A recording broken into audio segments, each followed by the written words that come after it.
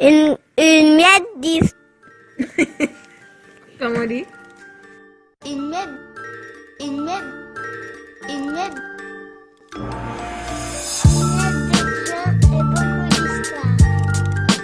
Une miette de gens et beaucoup d'histoires.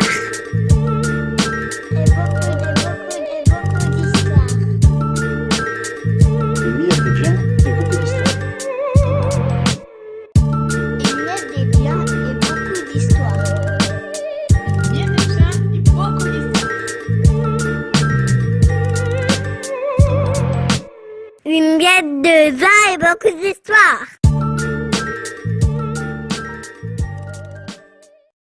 Épisode 6.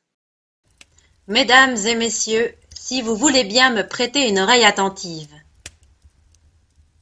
Me prêter une oreille attentive. Quelle phrase! Voulez-vous me prêter l'oreille? Il paraît que quand on prête l'oreille, on entend mieux. C'est faux! Il m'est arrivé de prêter l'oreille à un sourd, il n'entendait pas mieux. Il y a des phrases comme ça. Par exemple, j'ai ouï dire. Le verbe ouïr. Le verbe ouïr au présent, ça fait joie. Joie.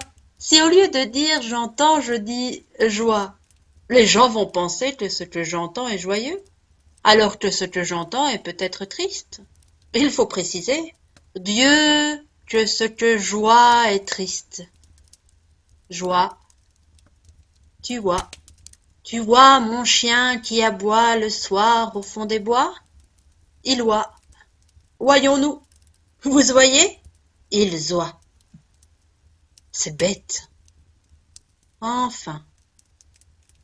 Laissons ces réflexions à Raymond DeVos.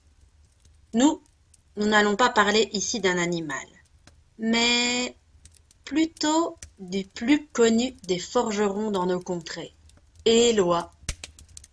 Homme fort habile dans son domaine, Éloi devient rapidement orgueilleux.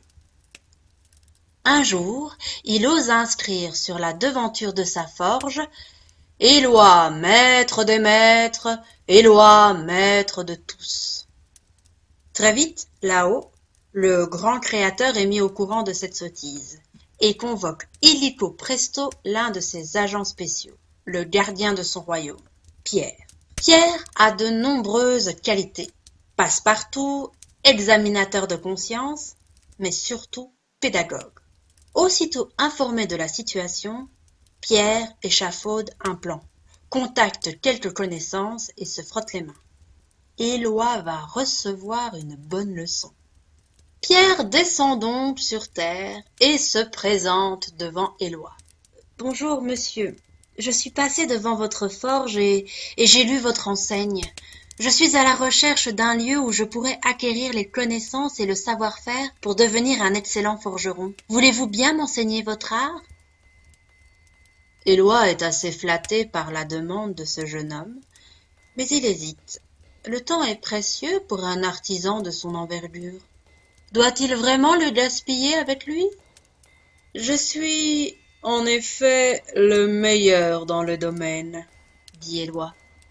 Mon travail demande de la précision, de la rigueur et du courage. Cela requiert aussi de l'exigence envers soi, mais également envers ce que l'on crée. Tu dois en plus être en excellente condition physique. Tu m'as l'air bien maigre, et pas vraiment assidu à la tâche. Je ne sais pas si tu mérites de suivre mon enseignement. Pierre ne se démonte pas et dit « Testez-moi, et je vous prouverai ma valeur. » Éloi réfléchit quelques instants, et le sourire en coin lui répond « Bien, nous allons donc procéder à ta première leçon. Si tu arrives à fabriquer un fer à cheval aussi parfait que celui-ci, Éloi lui en montre un tout juste forgé, je te prendrai comme apprenti. Mais sache qu'il m'a suffi d'à peine 3 chaudes pour le faire. Éloi se réjouit déjà du divertissement que cette épreuve va lui fournir. Dans ces temps de dur labeur, il a bien le droit de se détendre un peu, non? même aux dépens de ce pauvre garçon. Aussitôt dit, aussitôt entrepris. Pierre est un homme efficace. La barre de métal plonge dans le feu. Le soufflet s'active, le fer passe au blanc, le marteau tape, et quelques instants plus tard, Pierre présente à Éloi une pièce admirable, plus parfaite encore que le modèle. Et tout cela en une seule chaude. Éloi examine la pièce à la recherche de quelques défauts, mais rien. Piqué dans son orgueil, il brise son enseigne, la jette au feu et se retire dans ses appartements. Pierre peut être heureux, l'objectif a été atteint, mais ce n'est peut-être pas suffisant. Après quelques jours d'isolement, Éloi redescend à la forge et trouve Pierre devenu par la force des choses son apprenti. Une parole est une parole. Un homme arrive avec un cheval affairé. Éloi s'apprête à commencer le travail quand le jeune homme se propose de le remplacer. Éloi n'insiste pas trop et l'observe donc tout en tentant de le guider au mieux. Le jeune homme pourtant n'écoute pas Éloi. Il sort son couteau, coupe le sabot, met le fer et recolle le tout en un tour de main. Éloi est abasourdi. A-t-il vraiment des choses à lui apprendre à ce blanc-bec ? Éloi, à nouveau piqué dans son orgueil, se retire dans ses appartements. Le lendemain, Éloi arrive de bonne heure à la forge. Pierre l'y attend et lui annonce qu'il ne pourra pas travailler ce jour, car il souhaite aller se recueillir à l'église. Peu après le départ du jeune homme, un cavalier se présente à la forge, très pressé. Il souhaite que l'on fasse son cheval, rapidement.